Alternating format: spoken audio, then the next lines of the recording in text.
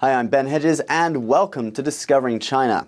Coming up on this week's show, we look at why this man was considered the most eccentric of the 8 Taoist immortals. The world's premier Chinese performing arts company returns from a 5-month international tour, and cultural damage at Beijing's Palace Museum. Much has been written in Chinese history about the 8 Taoist immortals. These legendary semi-gods were said to have supernatural powers. We now hear the story of one of the most eccentric of these immortals.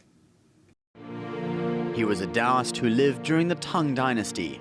Zheng Guolao, also known as Elder Zheng Guo, is perhaps one of the most eccentric of the 8 Taoist immortals. Zheng is often portrayed as an old man with a long white beard, riding on his white donkey, seated facing backward. Some have stated that Zheng rode the donkey backward because he discovered that going forward is moving backward. Zheng noticed that human society had regressed from the divine principles of heaven and was becoming more corrupt. Yet ordinary people saw this as progress, so he decided to sit backward on his donkey. One story has it that Zheng could ride the donkey for up to 1,000 miles a day. He could shrink his donkey paper thin, fold it and tuck it away in a box. Then when he needed the donkey, he spat on it, and the donkey would regain its normal size. As the oldest of the 8 immortals, it was believed that Zheng had been born during the era of Yao, making him more than 3,000 years old. According to the book of the Tang Dynasty, Zheng was a real person who lived in Zhongtiao Mountains in the south of China's Shanxi province. Several emperors tried to persuade Zheng to serve them and share his secrets of immortality. Emperor Tang Gaozhong invited Zheng repeatedly. Zheng declined each time. Empress Wu also tried to invite Zheng. When her imperial messengers arrived at Zheng's home, they found his dead body decaying and covered with maggots. After the envoys left, Zheng got up and walked away. Later, Emperor Xuanzong asked Zheng to be his advisor. Again, Zheng declined. The emperor then asked Zheng, "You have already attained the Tao, but why do you look so old with so little hair and few teeth?" Zheng replied, "To get this old, I don't have any method to follow, so I turned out to look like this. It's embarrassing, but if I pull out my few hairs and break my teeth, can't I get new ones?" He then pulled out all his hair and knocked out his teeth, but shortly afterwards Zheng appeared completely transformed, with black hair and new white teeth. Everyone at the palace begged him to reveal his secret, but Zheng declined and disappeared again. Another emperor implored Zheng to visit the palace with the promise that Zheng would not be pressured into service. Zheng went to the palace, entertained the emperor with his supernatural abilities, and never revealed his secrets. The emperor then asked the court magician, who said, "I dare not disclose Zheng's identity, for if I do, I will die." The magician continued, "If anything happens to me after I tell you who Zheng really is, you must take off your crown, your shoes, and ask for forgiveness."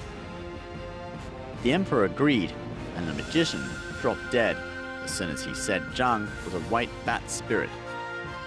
The emperor indeed removed his crown, took off his shoes, and knelt down to ask for forgiveness.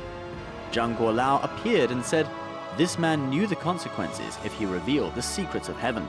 The emperor replied, "It was my fault he died. Let me take the punishment."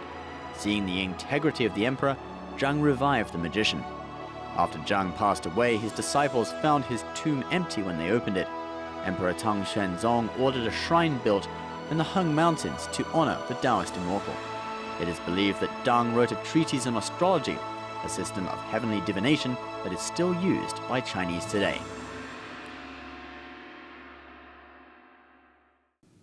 Over the past few weeks, we have brought you coverage of Shen Performing Arts World Tour. Shen is the world's premier Chinese dance company, and NTD Television is a proud media sponsor.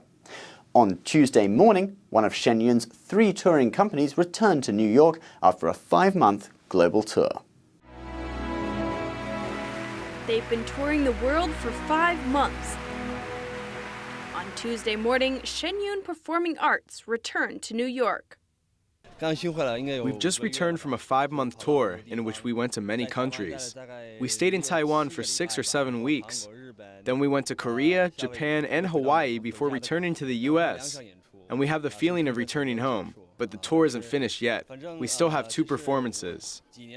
This was the first time for me to go to Asia to perform. Previously, I always went to Europe and North America, so the changes are very big. Many shows and big audiences. It was great. Shen Yun Performing Arts carries the mission of reviving traditional Chinese culture, much of which has been lost in mainland China. Principal dancer Tim Wu says this sets Shen Yun apart from other performing arts companies. Shen Yun isn't your ordinary performing arts company. Our shows are not just about making people happy. What we want to present is traditional Chinese culture. What's more is that our traditional culture has been destroyed in China, and we present the truth in the show. Because everybody's hearts are together in this, I feel we carry a different kind of energy. Associate company manager Michelle Ren says presenting traditional culture in different countries is a moving experience for the audience and performers alike. Each country brings us a different feeling. It has different characteristics. For example, during our last performance in Taiwan, many audience members applauded especially passionately. Then they said, "We love you, Shen Yun." I could feel their mood and their passion for Shen Yun. And I felt very moved. I felt there really is a lot of meaning to what we're doing, reviving traditional culture. The tour comprised over 200 performances, but it was not all work and no fun.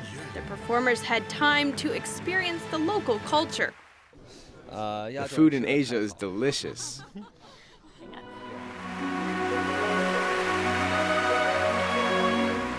Shen Yun will be back in 2014 with an all-new program. Now, have you ever woken up and just wanted to smash your alarm clock? Well, one visitor at Beijing's Palace Museum in the Forbidden City did just that. Feeling annoyed, he shattered a window pane, causing damage to an antique clock displayed in one of the palaces. Here's more on this incident of cultural damage at the Forbidden City. An antique clock in the Palace Museum at the Forbidden City in Beijing was damaged after a disgruntled visitor smashed a window last Saturday. The Qing Dynasty era clock fell from its shelf when the visitor smashed a window of the Yikun or Queen Consort Palace.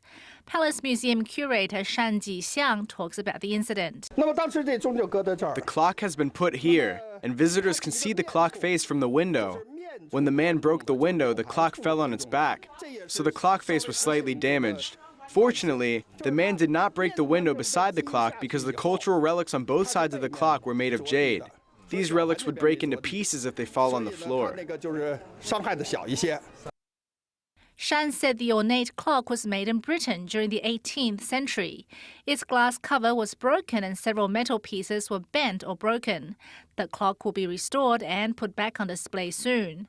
A 22-year-old man from central Hubei province, known only by his surname Wang, has been detained. A museum official said he heard glass breaking and saw a confused Wang at the scene. According to the Beijing Times and Beijing News, bystanders said Wang became upset after he was stopped from taking photographs. He hit the window and the clock fell when the window pane shattered. Built in 1417, the Yikun Palace was the home of concubines in the Forbidden City during the Ming and Qing dynasties. Today, visitors are only allowed to view the interior from the outside. After several robberies and thefts in recent years, as well as the most recent incident, better security measures will be put in place. This is part of the plan to renovate the palace for its 600th anniversary in 2020. Well, that's all we have time for this week. Thank you for watching our show, and remember to subscribe on YouTube and like us on Facebook. Bye for now.